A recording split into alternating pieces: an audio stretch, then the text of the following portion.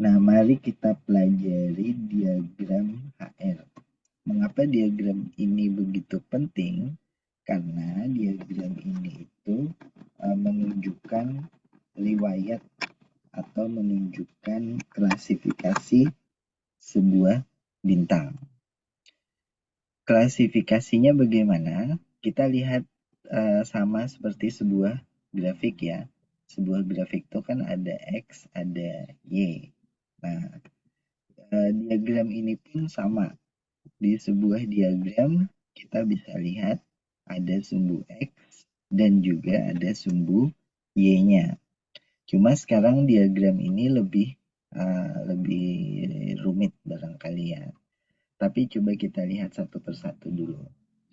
Pada sumbu X yang bagian atas ini ada aku gambar garis bagian atas, kelihatan ya garisnya.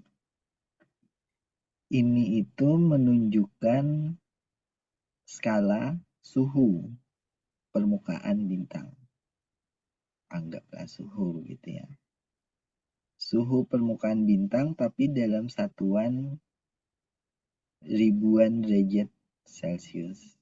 Jadi kalau kita lihat ada angka 30 di sini, itu maksudnya adalah 30.000 derajat Celcius.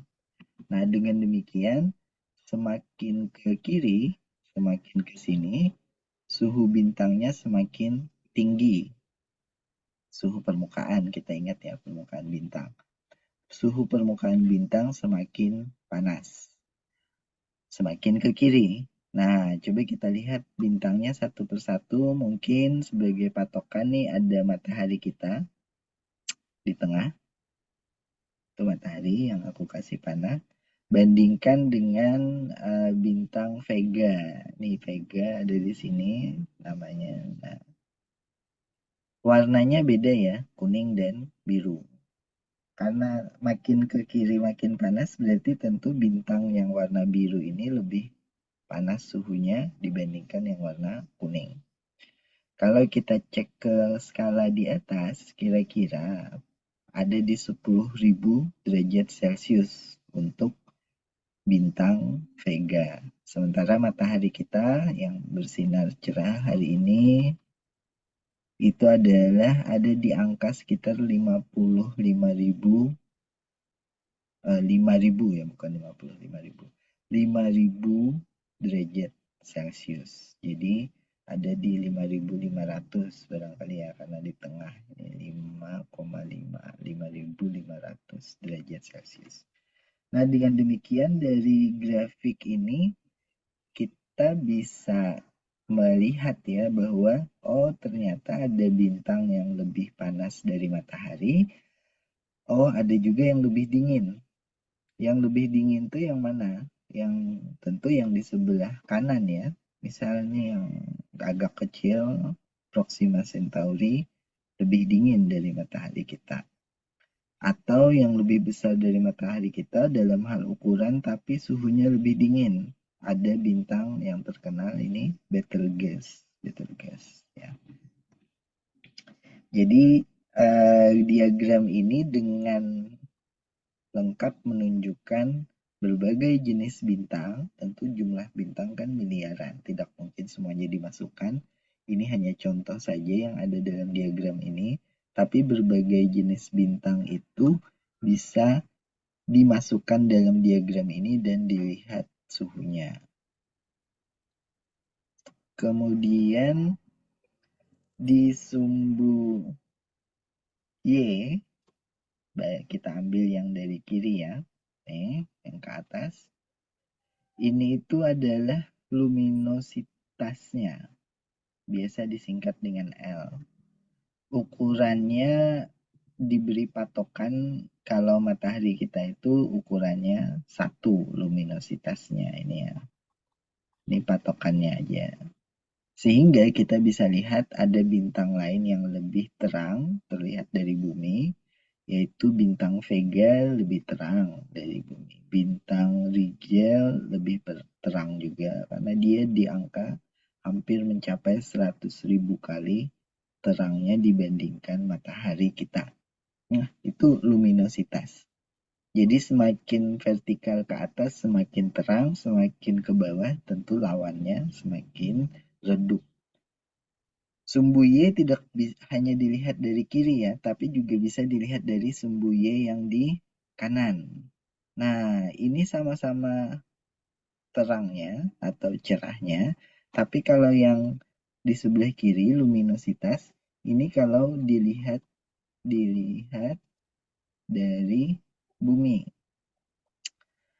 Tentu berbagai bintang tersebut dilihat dari bumi luminositasnya pasti turun ya. Tapi kalau absolut atau kecerahan totalnya itu adalah yang sebelah kanan. Nah, yang sebelah kanan ini sama, semakin ke atas dia semakin terang atau semakin cerah, semakin ke bawah semakin redup.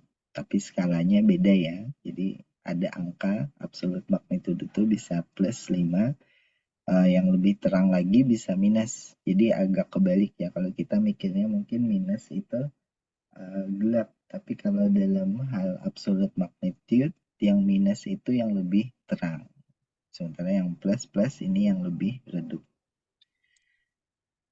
Nah, selain dari bintang dilihat dari suhunya, dilihat dari keterangannya atau kecerahannya, kita juga bisa melihat bintang dari jenis spektrumnya. Jenis spektrumnya dilihat dari sumbu yang mana? Sumbu yang X tapi yang sebelah bawah. Nih, kalau mengenai spektrum tidak ada arah ya kiri ke kanan tuh spektrumnya beda itu saja. Jadi ada bintang yang dikelompokkan dalam spektrum yang jenis O, jenis B, A, dan seterusnya ya. Matahari kita sendiri bintang jenis apa? Kira-kira bisa kita tarik ke bawah ini untuk matahari jenis G ya. Jadi kalau ada pertanyaan matahari jenis spektrumnya apa, kamu harus pilih yang jenis G, huruf G. Baik, untuk spektrum itu menandakan apa? Barangkali bisa dilihat dalam tabel ini bahwa spektrum itu adalah menentukan atau ditentukan dari unsur apa yang ada di permukaan bintang tersebut. Jadi ini ada unsurnya ya. Dan itu bisa dilihat pula dari warna bintangnya. Nih, paling gampang barangkali warnanya ya. Jadi warna bintang yang seperti matahari G yang ini matahari itu klasifikasi atau diberi nama atau dikelompokkan dalam spektrum jenis G. Suhunya, nah ini ada suhunya diberikan 6500 derajat Celcius. Kamu bisa lihat bahwa suhu itu dari merah ke biru itu makin besar. Ini suhu rata-rata ya, kalau suhu rata-rata di bintangnya itu makin besar. Merah itu lebih dingin, walaupun bagi kita ini sangat panas ya, 3500 derajat Celcius, tapi dia paling dingin dibandingkan bintang-bintang lain yang warnanya kuning, putih, dan biru. Jadi bintang yang paling panas tentu warnanya biru. Ya, sama seperti iklan-iklan kompor ya, api warna biru begitu. Itu maksudnya kompornya bisa menghasilkan api yang sangat panas. Nah, kembali ke diagram ini, kita lihat pada diagram ini, jenis bintang itu macam-macam dari sisi ukuran, dari sisi kecerahan, dari sisi warna, dari sisi spektrum bintangnya, yang mana spektrum tadi menunjukkan pula sebuah suhu rata-rata bisa, warna bisa, tapi dia ditentukan dari unsur apa yang ada di bintang tersebut. Nah, barangkali ini adalah pembahasan tentang diagram HR ya. Pembahasan